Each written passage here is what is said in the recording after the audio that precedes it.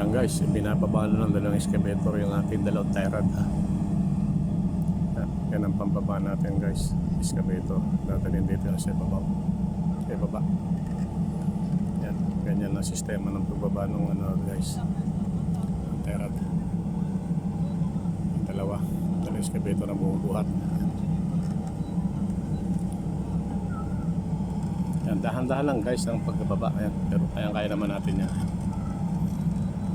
Magaling yung forma natin, supervisor yun.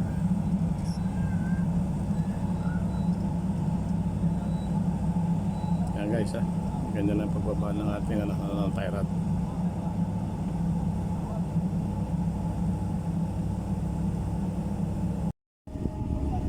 Yan guys, ibinaba muna, bubuhatin ng excavator dito sa kabila, lilipat ng excavator para hindi mahirapan pagkila.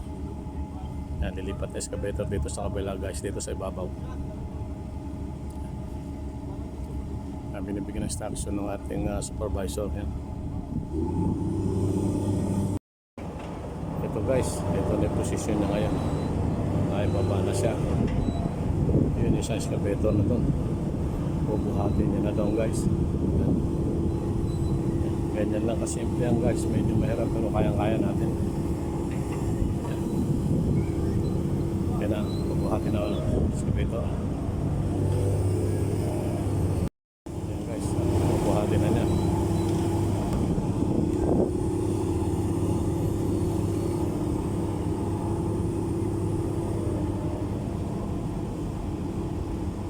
Yan, bubuhatin na niya, gagawin niya doon sa may wall. Yan. Ito naman isa papalapit dito guys. Yan, ganyan lang guys ha.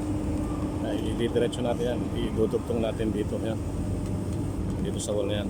Yan guys, yan na yung pagpuposisyon ng ating tie rod.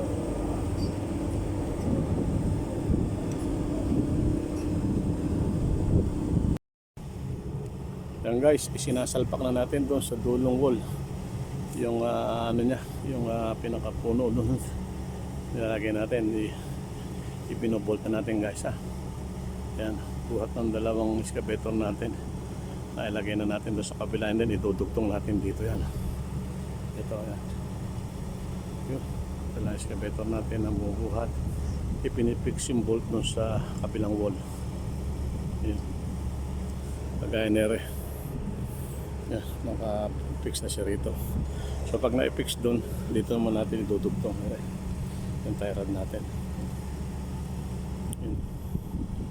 Inaano na lang, pinipix na yung bolt doon sa kabila. Ayun, tapos na guys.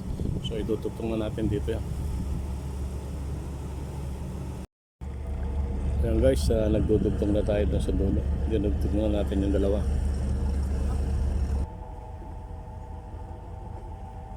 Ayan guys, diretso lang ang pagdudugtong natin. Ayan, na-adjust na natin yung leveling.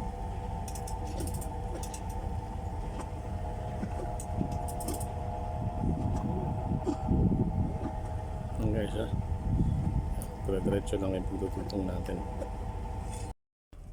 guys, dire-diretso lang yung pagdudugtong natin ng ng tubo yan, ng tie rod. Dinutugtong naman ng mga tao natin yan, pero medyo mahirap kasi yung leveling hinahanap talaga.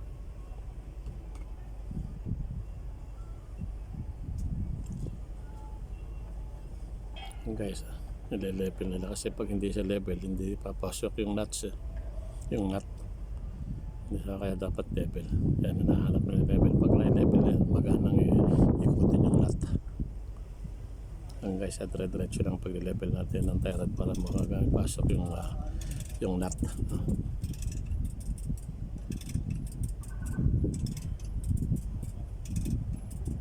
Yan, nile-level na nila.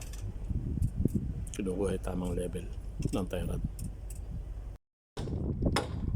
Ang guys, ikutan natin.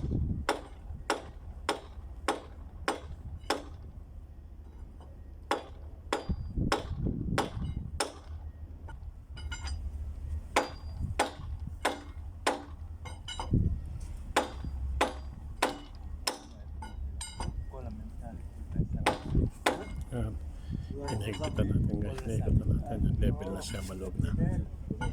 This one, like this, low process.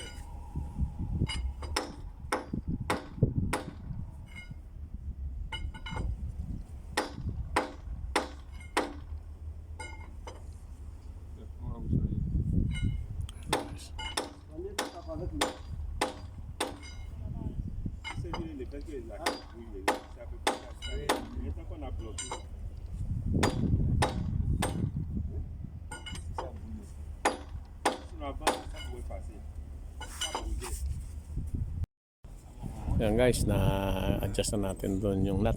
Ito na kinukorek na natin dito. I-adjust natin ng mga 3 cm rito sa taas. Yan guys, tapos na to. Yan, na-dugtong na natin sa dulo. Ito na yan guys. Yan, na-adjust na lang konti dito.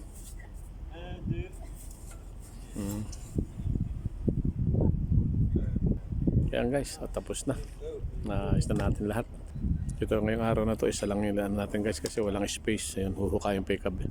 Huhukayin pa yun para magkaroon ng space. So, for this time po ngayong araw na to, isa lang yung nagawa natin guys. Ayan, tapos na natin i-adjust lahat yung mga nuts. Ayan guys, hanggang ganyan lang muna. 1 rod today na ilagay natin.